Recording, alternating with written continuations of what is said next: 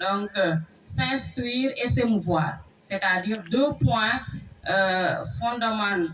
Donc, deux points fondamentaux concernant la lecture. Alors, le premier point, et qui est le plus essentiel d'ailleurs, c'est l'instruction. C'est-à-dire, on a même dit s'instruire. Alors, s'instruire, qu'est-ce que cela veut dire? Cela veut dire se former. C'est-à-dire, la lecture, à travers la lecture, on peut se former sans l'intermédiaire de qui que ce soit. Alors, à partir de ce moment, donc la lecture devient un moyen de connaissance.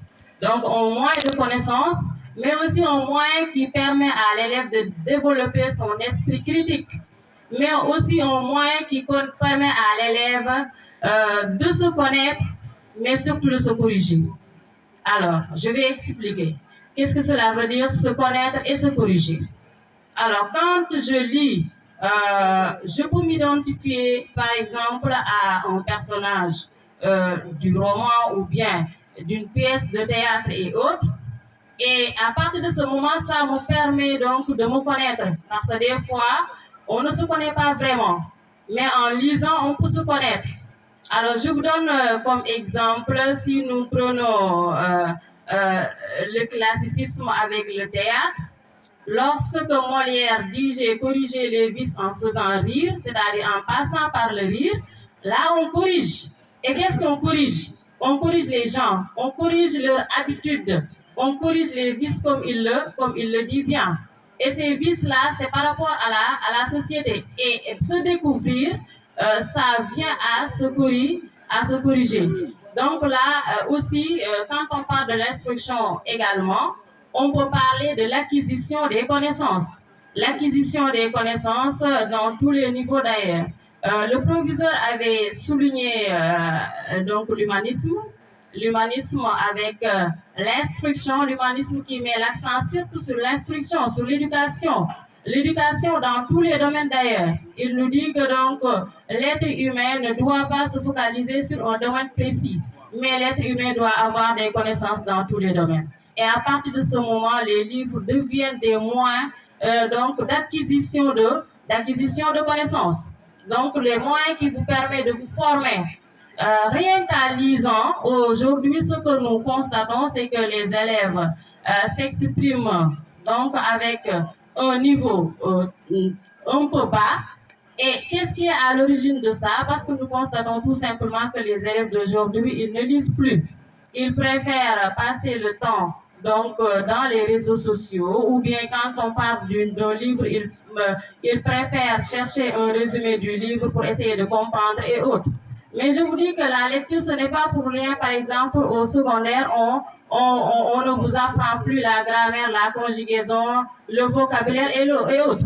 Parce qu'on vous initie à la littérature. Et la littérature englobe toutes ces petites matières-là, entre guillemets. La lecture couvre tout cela. Et la lecture peut vous permettre de vous former, peut vous permettre donc de bien vous exprimer. La lecture peut vous permettre tout simplement d'être cultivé. Surtout, donc ça, la lecture peut vous permettre d'être cultivé, de connaître le passé des hommes, de connaître le présent, mais aussi d'avoir des perspectives pour le futur. Donc voilà le premier point, c'est-à-dire lire, c'est s'instruire. On lit pour s'instruire. Donc, comme je l'ai dit, c'est un moyen idéal d'acquisition de connaissances, mais aussi de développement de l'esprit critique. Et la lecture nous permet de connaître le monde, donc en agissant comme un outil de culture générale et de développement personnel. Donc, les deux, culture générale et développement personnel, parce que la lecture peut tout simplement développer votre esprit critique. La lecture peut tout simplement aussi vous faire changer de comportement. Donc, lire, c'est s'instruire. Donc, ça, c'est le premier point. Et dans la littérature, il y a une fonction fondamentale qu'on appelle la fonction didactique. Donc, la fonction didactique qui renvoie tout simplement à l'éducation, qui renvoie à l'instruction. Mais aussi, un autre point qui est très essentiel, c'est ce qu'on appelle, donc, j'ai dit lire, c'est s'émouvoir, s'instruire. S'émouvoir. Donc là aussi, c'est un point fondamental. Parce que le fait que lire peut nous permettre de s'émouvoir, c'est tout simplement le fait que la lecture séduit. Donc la lecture séduit. Dans la vie, il y a ce qu'on appelle des hauts et des bas. Des fois, on souffre, des fois, tout va mal. Et quand cela arrive, on a besoin de ce qu'on appelle une source d'évasion. Et à partir de ce moment, la lecture peut vous permettre de s'évader. La lecture peut vous permettre donc de vous débarrasser de certaines souffrances. Là, c'est une fonction que vous voyez souvent, mais ces fonctions-là sont en rapport avec la réalité. Parce que je dis souvent aux élèves, le meilleur remède pour la souffrance, c'est la lecture. Le meilleur remède pour le stress, c'est la lecture. Parce que tout simplement, la lecture, ou bien la lecture a une fonction qu'on appelle la fonction thérapeutique. Montesquieu nous disait dans son œuvre Pensées diverses, je n'ai jamais eu de chagrin qu'une heure de lecture ne m'ait dissipé.